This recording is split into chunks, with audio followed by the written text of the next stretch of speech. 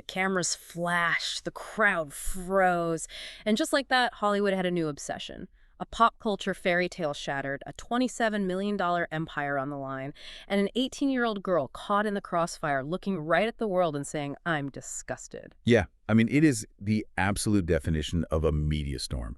We are watching in real time how a fiercely beloved public love story can just instantly morph into a highly clinical, remarkably ruthless legal battlefield. And it leaves the most vulnerable person in the family entirely exposed.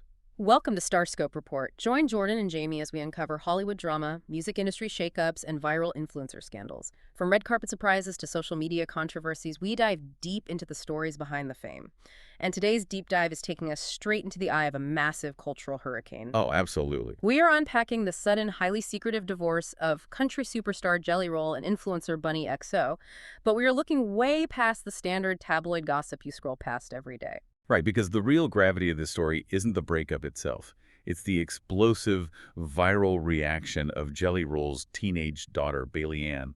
It's the brilliant, frankly cutthroat legal maneuvering deployed to shield a multi-million-dollar corporate brand. And, perhaps most significantly for anyone who uses social media, it's the fascinating, often tragic reality of how the law views the privacy of celebrity children. Exactly. Let's wind the clock back, because the whiplash you might be experiencing right now really requires context. You have to understand the depth of the brand these two built together. Right. They met a decade ago. Yeah, at a dimly lit Las Vegas saloon in 2015. Jelly Roll was broke. He was playing to empty rooms of maybe 20 people, literally living out of a 1996 conversion van. Wow. They get married at the Little White Chapel in August 2016. And from that absolute rock bottom, they constructed this lucrative empire built almost entirely on a foundation of radical, unflinching transparency. They essentially monetized their own honesty. I mean, they didn't just share their successes. They gave their audience a front row seat to their darkest, ugliest moments. Yeah. Like when Jelly Roll had a 10-month affair in 2018, that could have ended his career. Oh, really? But instead, they survived the infidelity scandal openly. They utilized their platforms to publicly discuss the complex mechanics of what they called their free marriage. More recently, they invited the public into an incredibly intimate, highly publicized IVF journey, revealing they had a surrogate lined up for twins. Right. And by sharing the trauma, they forged this ironclad bond with their fan base. They became the ultimate underdog team. Yeah, they really did. Which is exactly why the facade cracking felt so incredibly seismic to anyone watching. Tracing the timeline of this split reveals a masterclass in narrative control. The public assumed they were rock solid, but the court documents tell a completely different story. They officially separate on May 9th. Jelly Roll files the divorce paperwork in Williamson County, Tennessee on May 18th, citing standard, irreconcilable differences. And then they execute something almost impossible in modern Hollywood. Absolute suffocating silence. They hide a massive celebrity divorce from the entire world for a full month. A full month. The discipline required to maintain that radio silence is staggering, especially for a couple whose entire business model relies on oversharing. Think about the logistics. I mean, Jelly Roll performs at the massive CMA Fest in Nashville without his wedding ring. Right, and people just thought... The public, who are conditioned to root for his personal growth, just assumes it's a practical side effect of his recent 300-pound weight loss.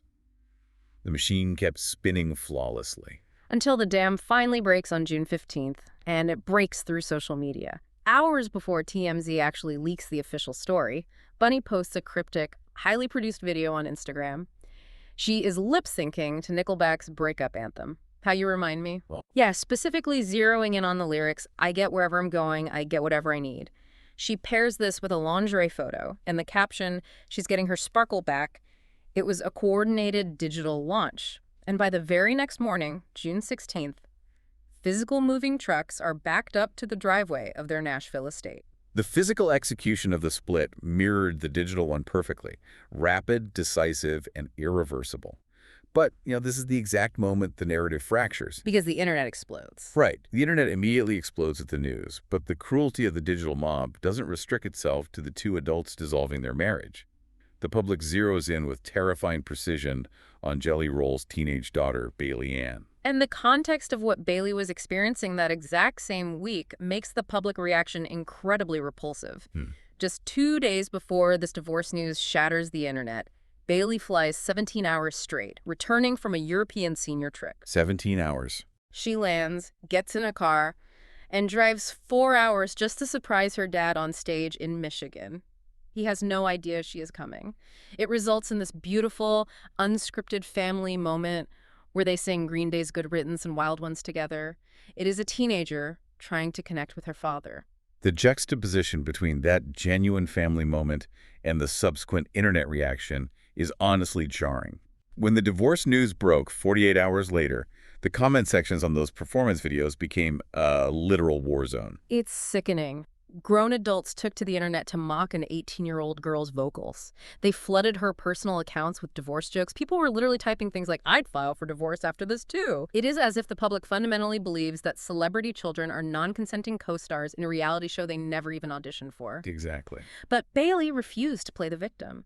She fired back on TikTok with a statement that completely hijacked the media narrative.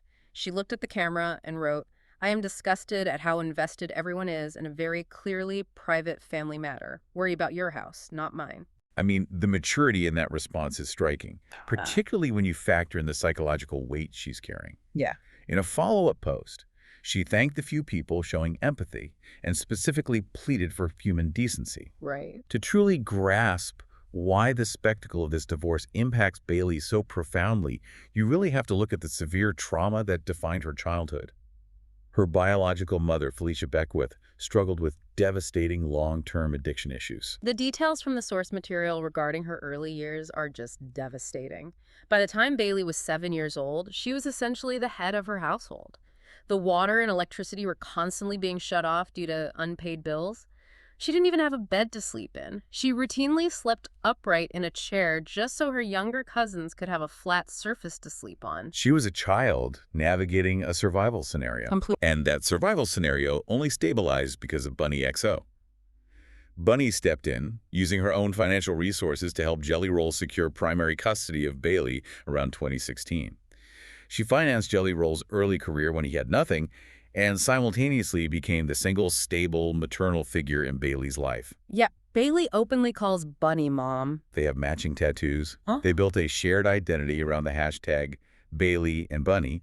So you have to realize this divorce isn't just a clinical separation of assets between two celebrities. It threatens the dissolution of the only secure maternal bond this young woman has ever known. Which makes the spectacle of millions of strangers treating her family's collapse like a spectator sport almost unbearable to watch. But Bailee's age isn't just an emotional detail in this story. It's actually the linchpin of a brilliant, almost ruthless legal strategy. Wait till you hear what came next. Because if you strip away the emotion and look purely at the mechanics of the filing, you're looking at a masterclass in high-stakes, corporate-level divorce law. The pressing question is, how does a couple whose entire $27 million empire relies on public oversharing pull off the completely silent, friction-free legal split? By utilizing what looks like the HOV lane for divorce court. Yeah. By timing the filing perfectly, they completely bypass the miles of bureaucratic traffic that usually bogs down high net worth splits. Yeah, the legal mechanism you're referring to is known as the no minor children loophole. And the dates here are absolutely not a coincidence. Jelly Roll filed his divorce petition on May 18th. Bailee Ann's 18th birthday was May 22nd. Wait, so filing for divorce exactly 4 days before your daughter's 18th birthday? That seems incredibly cold on a human level. It does. But legally, it effectively removes her from the purview of the family court system entirely.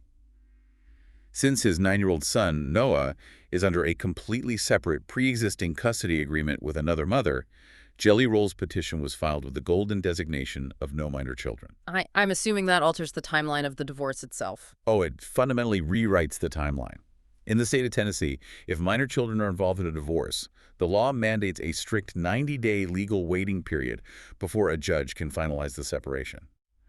It's designed to give families a cooling-off period. Okay. But by ensuring the no minor children status, Jelly Roll and his team slashed that mandatory waiting period down to just 60 days. Wow. Shaving a full month off a highly volatile public legal proceeding is incredibly valuable. I mean, it limits their exposure to the media, it prevents sponsors from panicking, and it stops the financial markets from getting spooked by a drawn-out battle. And the legal firepower Jelly Roll brought in confirms that this was a deeply calculated offensive move. The sources indicate he retained Rose Palermo, a notorious powerhouse shark attorney based in Nashville. Yeah, retaining Rose Palermo sends a very clear message about priorities. She is the exact same attorney who recently represented Billy Ray Cyrus in his highly contentious divorce from Fire Rose. Oh, right. In that specific case, through incredibly aggressive mediation tactics, Palermo helped Cyrus walk away, keeping 100% of his music royalties, and he paid absolutely zero in spousal support. So the objective is clear, protecting the catalog. Jelly Roll is sitting on an estimated $20 million music publishing empire. But Tennessee operates under equitable distribution laws, not community property. So a judge doesn't just take a chainsaw and blindly cut a $27 million estate perfectly down the middle, 50-50. Right, the mechanism of equitable distribution is much more nuanced. A judge looks at what is fair based on each party's financial contributions, their future earning power, and their ability to sustain themselves independently. And this is where Bunnie's own relentless hustle fundamentally alters the dynamic of the courtroom. How so? Well, Bunnie Xo is not a dependent spouse. She built her own $7 million independent empire. That's true. She has the massive Dumb Blonde podcast, a massive merchandise line, and a highly lucrative history on OnlyFans. Because she possesses this massive independent earning capacity, a judge is far less likely to award her long-term spousal support or force Jelly Roll to hand over a massive chunk of his publishing rights to sustain her lifestyle. Exactly. It ceases to be a messy romantic breakup and transforms into a highly calculated corporate dissolution. It is two CEOs unwinding a merger. They secured the assets, streamlined the timeline, and mitigated the financial bleeding. If you are loving these Hollywood twists and behind-the-scenes legal tactics, make sure you're subscribed. We've got even crazier stories ahead. For sure. So the money is protected. But why did they really split? Later in the deep dive, we will talk about the shocking rumors and the legal precedent that leaves kids like Bailee totally exposed. Yeah, the contrast between their curated public narrative and the reality alleged by insiders is jarring. When you look beyond the polished Instagram posts, the sources suggest a massive, unbridgeable divide was forming behind closed doors. Let's examine those rumors. And to be absolutely clear to you listening, we are not taking sides or endorsing any viewpoint here. We are strictly, impartially reporting what insider sources have claimed to outlets like the Daily Mail. According to those leaked reports, this wasn't just a gradual drifting apart, it was a fundamental, systemic culture clash regarding religion and branding. Right. The inside claims suggest that Jelly Roll has been heavily leaning into a devout, fundamentalist Christian way of life. We actually saw a very public glimpse of this evolution back in February at the Grammys. Right, the speech. Yeah, he opened his acceptance speech by shouting out Jesus, stating he was listening to the Lord and crediting both his wife and Jesus for keeping him out of jail and alive. On the flip side of that equation, the rumors claim this new, intense religious devotion was actively clashing with Bunnie's established brand. Her multi-million-dollar empire, the Dumb Blonde podcast, relies on explicitly discussing adult topics, maintaining a highly provocative image, and openly discussing her past in the sex industry. Yeah. The sources claim this created a severe PR nightmare behind the scenes. You allegedly had Jelly Roll trying to cultivate and preach a Christian lifestyle, while his wife heavily monetized brand was fundamentally at odds with that narrative. Again, we are just reporting the claims, but if those insider accounts are accurate, you can see how that creates a chasm that is almost impossible to bridge professionally or personally. It perfectly highlights the inherent danger of intertwining your personal spiritual evolution with a highly monetized public brand. When the brand requires one aesthetic and the person requires another, the foundation cracks. But because their alleged split involves such highly explicit controversial themes, like a fundamentalist religious awakening clashing with the adult entertainment industry, the public's dissection of the divorce is incredibly graphic. And that graphic, often vicious media storm is landing squarely on the digital doorstep of an 18-year-old girl. Which forces us to ask an incredibly vital question regarding the law. When you look at the sheer volume of harassment Bailee is facing, you would think there is some inherent legal protection for a teenager.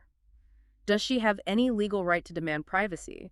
Can she legally force the media and the trolls to just leave her alone?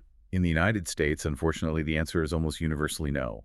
Our sources for this deep dive include a fascinating academic paper analyzing the legal framework surrounding celebrity children's right to privacy. In the U.S. legal system, the First Amendment and the broad concept of newsworthiness act as an almost impenetrable shield for the media and the public. So fame essentially nullifies a child's right to exist privately. How does the court justify that mechanism? U.S. courts rely heavily on the definition of self-promoted characteristics. The law generally categorizes celebrities into political figures and non-political figures. For non-political celebrities like Jelly Roll and Bunnie, the courts argue that because they voluntarily exposed their private lives, actively monetized their family trauma, and deliberately brought their children into the public eye. Like bringing Bailee on stage at concerts. Exactly, or featuring her constantly on social media.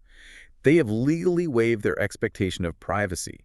And by extension, U.S. courts argue that the parents have waived the privacy rights of their children. That is a brutal mechanism. It basically turns a child into public property simply because their parents signed a contract with fame. But surely this isn't the global standard. Are international courts just as ruthless regarding the newsworthiness of a teenager's trauma? The contrast with the European legal system is staggering, actually. In the UK and across Europe, the courts operate under frameworks like the European Convention on Human Rights, which strongly prioritizes the child's individual rights independent of their parents' fame. The academic paper we reviewed cites a massive landmark case involving the author J.K. Rowling. Oh, what was the precedent set there? A photographer used a telephoto lens to take a picture of Rowling's 18-month-old son, David, while he was being pushed in a buggy down a public street in Edinburgh, Scotland. In the United States, a public street is considered entirely fair game. There is no expectation of privacy on a sidewalk. Right. But the UK Court of Appeal ruled differently. They established that even on a public street, a child of a famous parent holds a reasonable expectation of privacy. The court explicitly stated that children should not be targeted by the press simply to satisfy the public's curiosity about their famous parents. That fundamentally flips the U.S. model on its head. The child isn't an extension of the parent's brand. They are a private citizen. Exactly. There was another fascinating case involving the musician Paul Weller. He successfully sued a newspaper in England over photographs taken of his children while they were shopping in a cafe in Los Angeles. Wait, in Los Angeles? Yeah.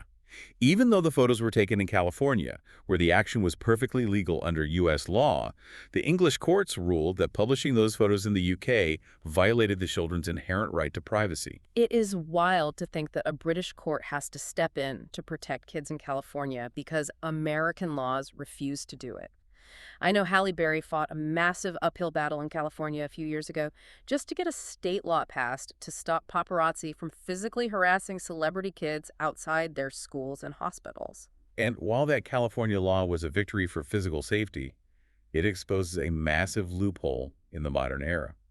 Because Halle Berry's law helps maintain a physical distance, but it does absolutely nothing to stop the digital mom. Right, it doesn't stop thousands of trolls from flooding an 18-year-old's TikTok comments with cruel jokes about her broken family. It brings the tragic irony of this entire story sharply into focus. Jelly Roll and Bunnie willingly entered the arena. They sold their privacy, they monetized their narrative, and they secured $27 million doing it. They chose the transaction. Yeah, they opted in. But Bailee, she spent her formative years surviving profound neglect. She battled severe mental health issues, including suicidal thoughts, which she has spoken incredibly bravely about. And now, as she's just trying to heal and figure out her life as a young adult, she has to endure the global digital fallout of her parents' corporate uncoupling. When she posts a video asking for human decency, she is essentially pleading for the exact privacy that the United States legal system categorically refuses to grant her. It represents a profound systemic failure. The parents signed the contract with fame, but the children are forced to pay the tax, and the mechanism collecting that tax has evolved. This actually brings us to a crucial concept from the academic source, a phenomenon they call the Facebookerazzi. Facebookerazzi. How does that fundamentally change the threat to these kids? Well, it marks a shift from economic surveillance to social surveillance. 20 years ago, the threat to a celebrity child was a professional paparazzi photographer hiding in the bushes with a telephoto lens, hoping to sell a photo to a tabloid for $10,000. Right. Today, that economic model is obsolete. Every single person with a smartphone is now a potential surveillance agent. The entire world operates as a decentralized photo agency. Millions of regular users will analyze, screenshot, and dissect an 18-year-old's TikTok video, not for money, but for free engagement and algorithm boosts on their own profiles. It creates a digital panopticon. Everyone is watching everyone, and human pain is just reduced to raw material for the content machine. Which leaves us with a final thought for you to mull over as you close out this deep dive. Think about your own digital habits. When you open your phone and scroll your feeds, how often does the algorithm serve you a video dissecting someone else's family trauma? If an 18-year-old girl fresh out of a deeply traumatic childhood, has to take to a social media app to literally beg grown adults for basic empathy? What does it say about our digital society that we might actually need international human rights laws to enforce what used to just be common human decency?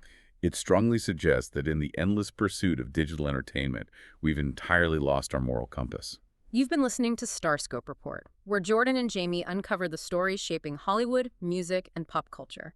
Thanks for tuning in, and don't forget to subscribe for more stories that keep the stars shining.